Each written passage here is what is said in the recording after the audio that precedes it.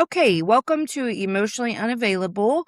Just so you know, I'm probably a little more unconventional than the other hosts, and I've discovered I really talk too much. So, just be forewarned. I'm really excited to have this conversation because the episode that just came out today was really more me and a friend talking about her struggles with rumination and overthinking. And we were just talking that out a little bit because she struggles with post being with people she cares about, and maybe she like jumped to rescue them or whatever, and they had kind of maybe a poor response. All of the rumination and overthinking that can happen after that. So when I looked at your profile again this morning, because I kind of never know what's going on, and I was like, who am I recording with today? I went and I looked and I was like, I don't believe in coincidences, so the timing is just beautiful and perfect. I'm so excited about it. But I wondered if it would be okay if we started with your background, kind of whatever parts you want to fill in with how we got to here with the work we are doing. Okay. I was someone who ruminated a lot. I've done that a lot in my life. I've spent too many years, probably wasted too many years on rumination. So that led me to find out how can I help myself, but also how can I help my clients because they too are doing the same thing. And by a coincidence, I learned about a therapy called MCT, metacognitive therapy, and I just applied for a job at a clinic where they practice that. And I soon realized after a couple of times, this is something completely different. My clients come back to me after 3 sessions telling me this was completely life-changing. So that made me then go, I would like to try this on myself too. And I then realized that this is really something unique. I'm not selling MCT. That's not why I'm here. But so that's how I learned about how to let go of ruminating so much. And I'm excited to tell you about Nice. it. I'm a clinical Yeah. psychologist, author, and I'm based in Denmark. So I talk to a lot of people on a daily basis who struggle with rumination and worry. Well, I wonder too, because my big struggle, like, obviously, there's so many factors in rumination and overthinking, but probably my biggest struggle was that I did not very often have awareness that I was stuck in a loop. I didn't I had to come up with physical cues to cue me in to the fact that Hmm. because my overthinking was oftentimes the things I wish I had just said in an interaction. And so Yeah. I could hold on to that for days. But I'd be Hmm. fighting with someone in my head about stuff that happened in childhood, literally. But I wouldn't even Right. realize it. Yeah. Yeah. I think what you're describing is something a lot of people can recognize. That's because if we're used to ruminating, we get used to that. It's not like when we worry. When we worry, we immediately notice the anxiety that comes up. So we become quickly aware that I am worrying about what if this fails? What if this goes wrong? What if he doesn't like me? Blah, blah, blah. But when we ruminate, we don't have this anxiety reaction. So we can actually go on and ruminate. And that feels like just a normal part of thinking. So that's why we're not always so aware of it, unfortunately. Yes. Well, and Yeah. something that I've been hearing too a lot is, well, that's just me. And Yeah. that's not going away. Like it's a very fixed personality trait. And I'm like, that's Yeah. what? Yeah. Well, I mean, it makes sense. If someone's been doing that for many, many, many years and they don't know, they don't even notice that they're doing that. And suddenly you're telling them, actually, this is something you're doing and you can stop. It feels both impossible and scary at the same time. I just had a client telling me, I don't know who I would then be if I stopped worrying and ruminating like that. But I'm curious, Uh-huh. how did you then become aware of your own rumination? How did I?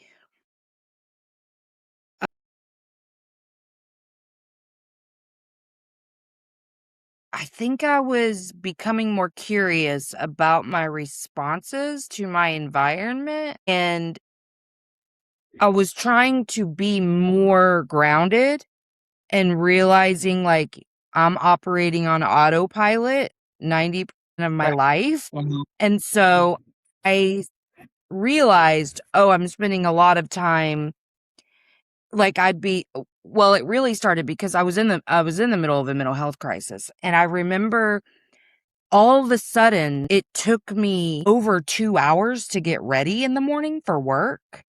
I Mhm. could not get I have never worn that much makeup, and I could not get my makeup done because I was so not present, and it was taking me hours. So that was part of what I was Right. trying to discover. And so then Mhm. whenever I said, "Okay, here's a physical cue, neck, back, shoulders, if they hurt, you're probably Okay. overthinking." And so that once I started the physical cue, then I'm now realizing this is how I'm spending every minute of every day. Mhm. Yeah. Yeah. Yep. Yeah. Okay. It Wow. was really overwhelming. And I guess I can remember feeling like it was an insurmountable task at a certain point. I must have received some sort of information that made me think it wasn't. I don't remember right this second what that was, but I must Right. have. Right. Right. It is overwhelming and it feels like you're trapped in your own mind. You can see from outside this is not really working. This is just a lot of negative stuff. It's not even helpful if I'm battling something in my mind that happened years ago, but I cannot stop. Mhm. Yeah. Yeah. Yeah. Do you find that it's maybe one of the most key things that some people have to overcome, and that once that part is worked out, so many other parts of their lives get better? 100%. So Yeah. if And you was that the look at case it, for you too? Yeah, go ahead, sorry. sorry, yeah, yes, absolutely it was because I realized that not only was I ruminating about stuff that had happened earlier, I was also ruminating about my relationships. I was also ruminating about the future, about how I felt, how things weren't going to get better. So, and that rumination also kept me from being very productive, to meet deadlines, to do the things that I wanted to do and the goals that I set for myself. It was difficult to stay consistent. So, there were a lot of areas in my life that were affected. And that was due to Um, the rumination. And this is also what I see with my clients. So, someone comes in because they have depression. Another comes in because they have trouble with their relationships. Another comes in because they feel so stressed and burned out from all the work and all the tasks and to dos. But in the center, in the core, it's always the stuff that they're doing inside their minds, the rumination and the worry that maintains that. And I nowadays I rarely look at how can we fix your life situation. If there's overthinking, I go straight to that with permission from my clients, of course, and then we work on reducing that.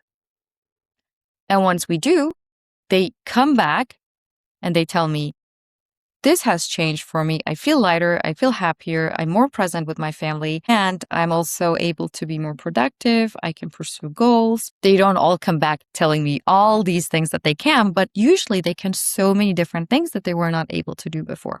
And we've only touched on how to reduce rumination and worry. So, yes, 100%. wow. Let me ask you this too. I just remembered this.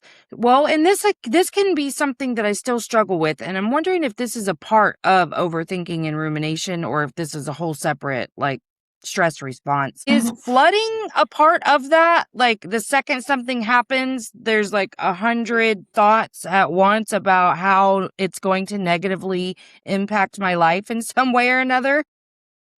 So, flooding, as in being overwhelmed by all those thoughts that suddenly pop up? Yeah. No. So, Okay. there's a difference between having thoughts and then choosing what to do with them. Scientists don't really agree, but they say we have thousands of thoughts coming up in the mind every single day.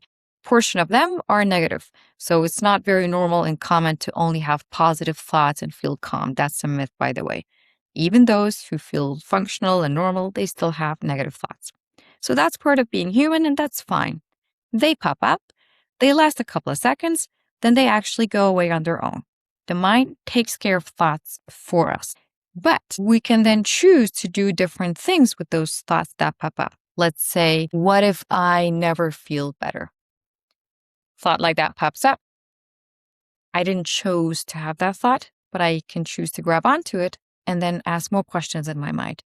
Yes, what if it doesn't? What's that going to mean? My situation is hopeless. Will this ever change? Why bother? That's the rumination. That is something I chose to do. The Okay. thoughts I didn't choose to have. Okay. That makes perfect sense to me. Okay. So the MCT, I'm curious because the only time I've really heard, I mean, of course, because my background is social work. I'm an LCSW. So I didn't have a ton of the psychology stuff. So the science stuff is not, I've learned it on my own, but it's not my education. You know what I mean?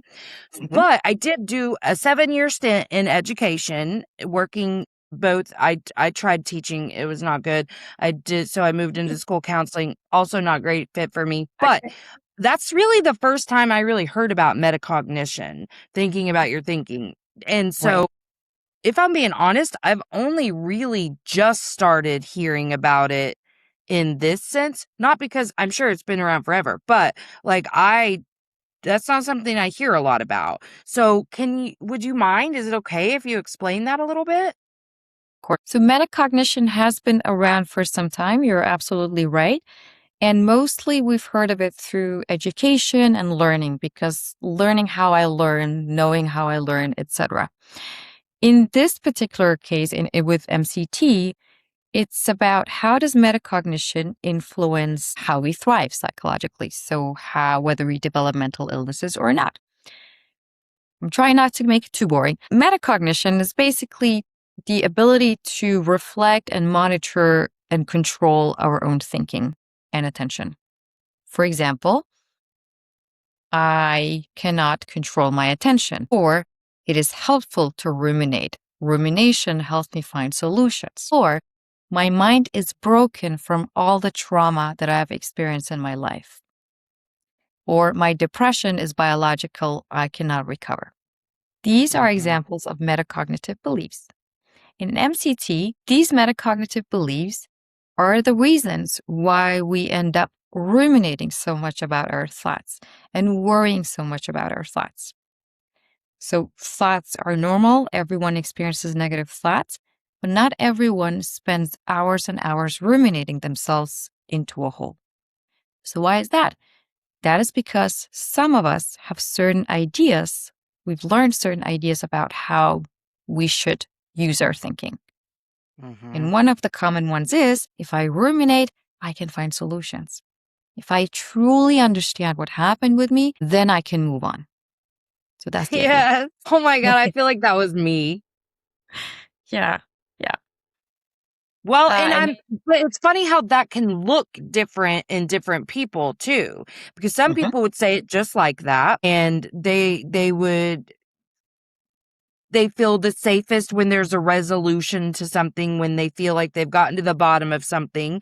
And then there's other people that really aren't even mostly aware that how often they're doing this, but also just believe they're just an analytical person. Yeah. Like, Yeah. I just like to Knows. analyze. Yep. It makes me reflective. It makes me thoughtful. I've always been praised for Yes. being someone who thinks deep thoughts. I'm interesting to talk to. I'm an interesting person because I reflect. Yes, oh my gosh, you just reminded me of someone from my past who it actually drove me a little crazy, and I'm sure it's because I saw so much of myself in them. But Okay. it was almost as if everything was a philosophical question to be pondered to the end of the earth. You know what I mean? I know I did that too, but like I didn't always share my thoughts out loud the way this person did. So it just was like, easy to judge, I guess. But yes, Yeah. like that, and truly I have been complimented on my analysis. But this is where I got really stuck even recently, is realizing, okay, I've shifted from this internal dialogue about myself and my not having said something or wishing I had done something different to it looking totally different and it being about I guess rationalizing, analyzing, pathologizing other people's behavior so that Right. I could feel better about it, like an interaction, so that I'm not fighting. And I could get to the resolution much quicker whenever I'm like, well, they're just, and not in a, I'm going to like put up with it, but more to console myself, like that, reminding myself not to take other people's behaviors personally. Okay. But I was kind of skipping that really important step of like, it's okay to have your feelings hurt by the fact that they did that. Like, that doesn't mean you're taking it personally and feel the fact that it hurt your feelings. Don't get into this thought loop about them. And I didn't even realize I was doing that. Right. Like an intellectual form of intellectualizing, verbalizing what's going on so you don't get in touch with maybe you were actually hurt by what happened. Yes. It's Yeah. funny how many things we will do to try not to feel a feeling. I'm the worst at it. I'm the worst. Why is that, do you think? What's your perspective on that? Um, I think I mean, obviously it was a protective factor from CPTSD, but also I really think it's the human condition. I don't think that it's Mhm. natural for us to know how to experience a feeling without somebody teaching us, you know? Like Mhm. at least that's been my Yeah. experience and maybe I really am just surrounded by people like me and that would make sense. But yeah, Mhm. I haven't really met anyone that knows how to let a feeling happen instead of dismissing it or avoiding it or escaping it or numbing it. Right. Right. So it's a skill that we learn how to regulate ourselves, how to be with the feeling when it comes up. And if we haven't I learned think that, we so. become scared. Yeah, I think so too. I think Yes. yeah. Yeah, and I was the scaredest person ever. I'm not saying that, like, I'm 100% over fear, but, I at least I have this awareness now that I know how it feels in my body when I'm afraid. I think that was the big difference is that all of these things were happening and I just didn't even know. Mm-hmm. So now you're more aware. I think so. Yeah, Yeah. I think that's been the key for me. It's not Yeah. always easy to integrate, but at least the awareness is there, which Very. obviously makes me feel a little more in control. That's it, because then you have a choice, right? If you know what's going on, you can then at some point choose to do something differently when you're ready for that. Rather Yes, than if but you you don't know said what's going something earlier about the when the thought happens, you get a choice over what to do with it, right? Okay, on. what do you say to the people who truly believe there is no choice there, Yeah. Hmm. that they cannot control what they're doing with those thoughts? I really challenge them on that because everyone has some experience with probably plenty of experience once they think about it with leaving a thought alone and choosing not to dwell and ruminate. So we go back. Okay, let's come up with some examples. Are there times where you, even for a couple of minutes, were actually able to not ruminate on the fact that you're a useless person, whatever the thought is? Oh, yeah, there Mhm. was one time I got distracted. Someone called me. Okay, what does that tell you? Well, it didn't really feel like my choice. I love when they say that because then I challenge that even more and I say, okay, let's do an experiment. Let's test that. Let's see if you can leave a thought alone and not ruminate about it. And then we do a lot of fun experiments in the session where we start with neutral thoughts and then see if they can stop ruminating about those. And then we eventually graduate to the more triggering thoughts. And that's a good way to provide my clients with new experiences that of course they can. It is Oh, possible. I love that. I love that because that's really especially like I have a friend with some of the like a severe end of OCD, Okay. and it really pains me sometimes to watch her suffer, but she's not interested in anything I have to say about it, which is totally fine. I get that. But I Mhm. do know that she believes it's beyond her control. And it makes me sad because I'm like suffering for no reason. Yeah. Yeah. Yeah. If you just But even try my this. friend yesterday, she said that's just me. And I was like, it's not just you. It's everyone. You can figure it out. Yeah, yeah. I think the more awareness we bring to these topics, and that's why I so wanted to come on your podcast and I want to share this message, the more it will help people realize, "Oh, maybe this is not just something that happens. This is not just to me. It is something that I do, and I can learn to do something different." So hopefully that gives a lot of Yeah. hope. Yeah. Yeah. So what are some of the ways that we can start just a little small step towards grabbing control of the thoughts when they happen? Right. So, first step is to become aware. If you don't know what's going on, you have a hard time steering in the other direction. So, becoming aware could just be to notice once in a while, ask yourself, I wonder what I'm doing in my mind right now. I'm feeling heavy, I'm feeling anxious, I'm feeling nervous, I'm feeling insecure. Okay, that's an interesting cue. I wonder what I'm doing in my mind right now. Am I just thinking happy thoughts? Am I planning my vacation? Or am I actually dwelling and ruminating about how worthless I am? Okay, once you can recognize that, then the next step would be to decide to take a break from rumination. And one cool way to do that is to allow yourself a rumination window of 15 minutes every day. So 7 Oh, p.m., that's my rumination window. I can go crazy and go ruminate all I want during that time. The rest of the day, I'm going to take some breaks from rumination. The thoughts might still come up. They will. All these negative thoughts that I usually ruminate about, all these memories, all this stuff. But I'm going to say, not right now. There's a thought. I'm not going to ruminate about it right now. I'm going to do that later in my rumination time. And then you go about your day and you might want to repeat that a couple of times because thoughts do keep coming up. But once you get to your rumination time, and if you still feel like it, then you can sit down and ruminate all you want for those 15 minutes. But you don't have to, it's not mandatory. I love that. People think that that is avoidance, and it's not. It's just organizing.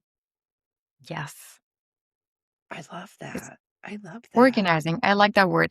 It's organizing your response. You're not avoiding Yeah. yourself. Yeah. You're just choosing Well, when to respond.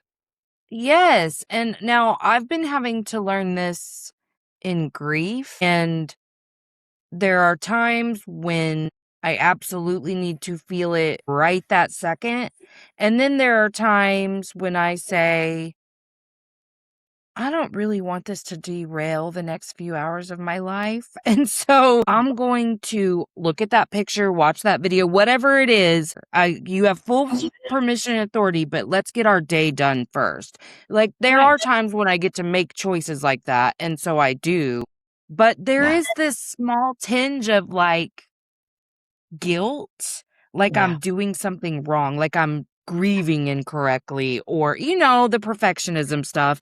And I have to Right. like console myself through that too. Like, no, you're not gonna ignore it or avoid it. We're just putting it away for later. Yep. I'm just organizing my response. Mm-hmm. That's a Yeah, because perfect it will example. derail your whole day. Of course it will. And I think guilt is very common when it comes to doing that. If you're grieving, if you're having those thoughts, but that's also something you can postpone thinking about for later. I'm going to ruminate Mm-hmm. about feeling guilty for later. Yes, But, yes. I think I've gotten really good at that actually. But for uh-huh. those people who maybe forget to come back to something, because with grief it really does need to be addressed, and so sometimes I'll feel like I didn't move it through correctly, and I just start to notice how much more agitated I'm getting with people, and just real Oh. irritable. And at that point then I know I have to go take a shower and just be still and let whatever happens happen, usually a good cry, but it's not forced from me thinking, it's literally just clearing the space, whereas, like, I have a pretty full life, so if I never wanted to think about it, I wouldn't have to think about it that much because I am really good at avoiding if I want to. I don't want to, but I have opportunities to, so then I have to force myself to go be still and just be in my body and let however that wants to move, I let it move. But I think there's so much trial and error in all of this, and if you don't need to feel perfect at your healing or any of those things, grieving, anything, then you just understand it's all trial and error, and some days you're going to be really good at it and other days you're not, you know? Yep. Yep. But what you're saying you're doing, that's the perfect example of noticing how much control you have. You cannot control Mhm. feeling the grief and having all these thoughts and memories, but you choose when to deal with that next. That's 100% control. Yeah, agree. And I wish I could find softer ways of delivering to people. You really can control it because I, most of the people that I'm working with, I ask them on the first session to just trust, like, that I know what I'm talking about. Like, that's the first step is a little bit of hope, a little bit of direction, and trust that I know from personal and professional experience that I know what I'm talking about. So I don't get that much resistance in Mm. the long term. But let's say with friends or even my 23-year-old son or, sometimes people on the podcast, there there is this level of resistance that can be pretty harsh sometimes that I'm like, well, I must have said it wrong. I don't know. I don't I don't know why you're so mad about that. What does the resistance sound like? Like, you don't know me. Of course I can't, or how does it Yeah. go? Yeah, That's pretty how it much. goes? Like, yeah, pretty much. I mean, it's like whatever the words are imply that I don't know what I'm talking about because I don't know them specifically, that Mm. everybody's not the same and that they have tried so many times, but it doesn't work. And then I'm like, but you just haven't gotten the information that resonated with you. That's all. Like, Right. because I do think Exactly. that some of us have to hear things a certain way for it to make sense. Yep. Yep. Or maybe be ready for when to There's that receive too, it yeah. and when to try it in our lives.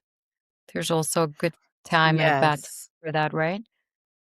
Yeah, yeah. Yes, but, can I be honest? Sometimes I feel like an asshole for saying this, I really do, but there are times that I just go, "Then why are you in therapy?" You know what I mean? Like, if you said you're ready for change, and so this is, like, the most fundamental of changes, and I recognize it seems to be your biggest issue, and so you think it's the most insurmountable, but there are times, and I think that it's also because of my own grief. My tolerance and capacity are a little lower to in working with people in resistance. That's just the truth, because that doesn't give me energy, it drains me, and I have to be so careful about that. But I do feel like an asshole for saying that out loud, I really do. But there are just times that I'm like, "Okay, then what are we doing here?" You know? Well, yeah, why is that? So because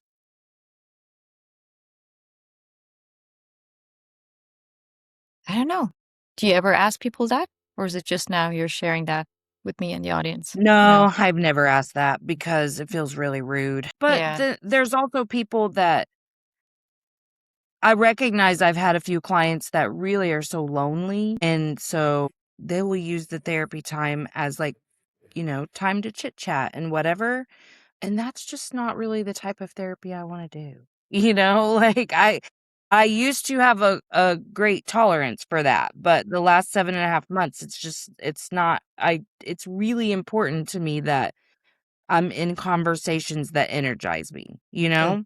Mhm. Yeah, yeah. It can be draining because you so much want to help that person and you have all these arguments, you have all this stuff you're backing it up with, and they just go like, yeah, no. But they Yeah. keep yeah, yeah. But also, I feel like if I had ever gone to therapy, I would have been the person saying that. So maybe there's a right time and Yes. maybe sometimes all we need is just talk. So I'm very open about this is the type of therapy I do. We're not going to go back into your childhood. We're not going to go into your problems and solve them. This is how I work. And there are still times where people come to me and they just want to talk. And there was a guy who told me, Mhm. you know what? I just want to talk because my wife doesn't listen to me. I just want to have someone to listen to me. So it's fair enough. Yeah, yeah. Well, and say that. I like that he knew that. You know what I mean? I He was like that aware. he knew that a Yeah. lot Yeah. because then you're really like, you know exactly what to expect out of that, you Yeah. know? Yeah. And I think Exactly. that's part of my like I recognize most of this is a me issue and especially like I said because of grief, it's changed my capacity so much. So Mhm. much. That's Mhm. my biggest shift that I've seen in myself is tolerance and capacity are just very different. Right. And Right. in an act of self-care, I just try to limit the type of situations that I'm in that just feel that way, you know?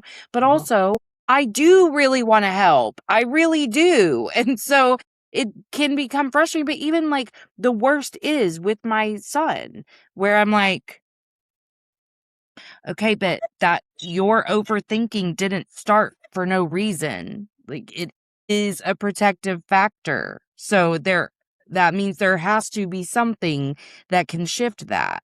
And I just haven't found the right way to say it for him yet. So I'm Mhm. hoping that this conversation, of course he doesn't listen to my podcast, but I'm hoping that I can give him some of your words so that he will be like, "Oh, that makes sense actually."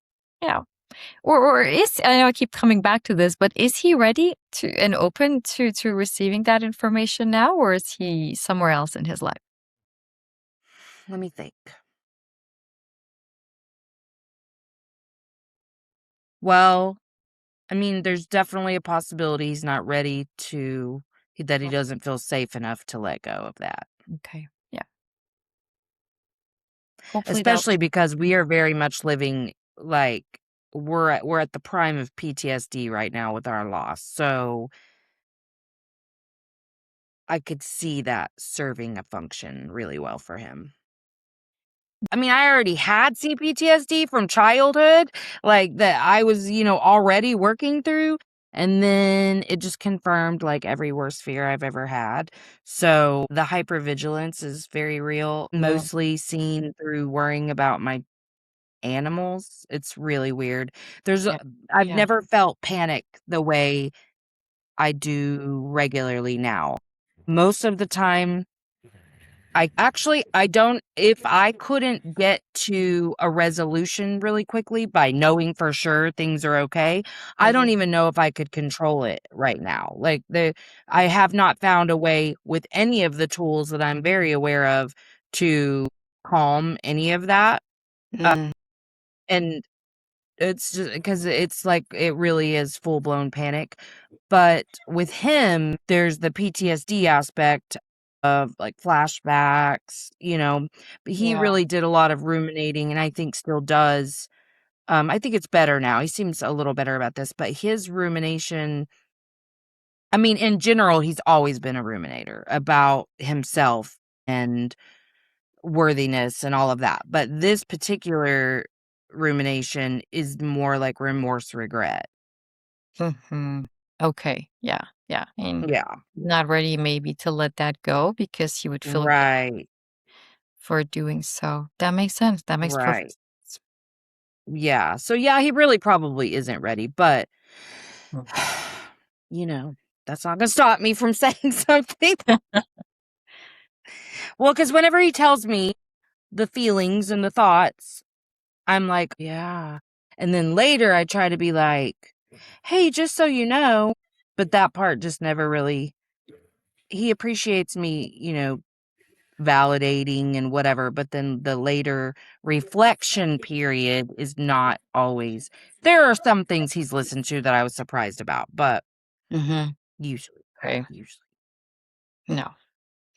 Sometimes it's better to just be the example. I know it's easier said than Mhm. done, but if we show up and say, you know what, I've dealt with this and I feel so much different, this has actually worked for me, that usually inspires our surroundings better than telling them what they should do. No one wants to hear that. I don't want to hear that. No, So me maybe neither. yes. Yeah. So maybe, yeah, that could be a way. Yeah. So is there any other actionable things that our audience could take away today to really just, gosh, something that really teaches them I do have control? Hmm. So think back after you hear this podcast, think back to 3 or 5 experiences in your life where you have actually been able to stop ruminating or worrying about something, even if it was for 5 minutes or 2 minutes. Maybe you got distracted by something. Maybe someone called you. Maybe you had to go attend to your child because they fell and cried, whatever. And you suddenly stop ruminating and worrying. That's important information because that shows you that maybe you have more control than you think. And then I would recommend just practice. So make it a habit to postpone rumination and worry for later. Make it a habit starting tomorrow. Just test it out for a week and see what that's like. You might be surprised that you have a lot of control. And do you recommend starting with like a small window that you're putting it off to at first, like so that it feels more manageable? Or do you stick with like at the end of the day? Mm. Or either or, do you think it matters? It doesn't matter. So, most of the time, most people are surprised that they can actually wait till the end of the day. But let's say you're experiencing very intense anxiety or panic or OCD, and you have this thought popping up that's really scary for you. Then it might feel too overwhelming to save that for later to think about. Then you can say, I'm going to wait for 2 minutes. So while I make my coffee, I can have this thought being in the back of my mind, but I'm going to continue making coffee and wait 2 minutes before I go in and then ruminate about this thought and see what that's like. Mm, yeah. Okay. So trial and error, just Yeah. figuring out what works for you. Yep. Yeah. Oh, I love that. Yes. And how, before we wrap things up, how do you feel like getting a hold of, learning to control overthinking has improved your life? How I feel that? So I've noticed that I've become much less dependent on how I feel before I do something. There are days where I don't feel like waking up, having a long day in front of me, all these things, all these obligations. I don't feel like it. I don't feel motivated. Sometimes I feel nervous before doing something. But because I've learned through this that it's just a thought, it's just a feeling. These are experiences that are very brief, they come and go, and I can choose not to ruminate about them.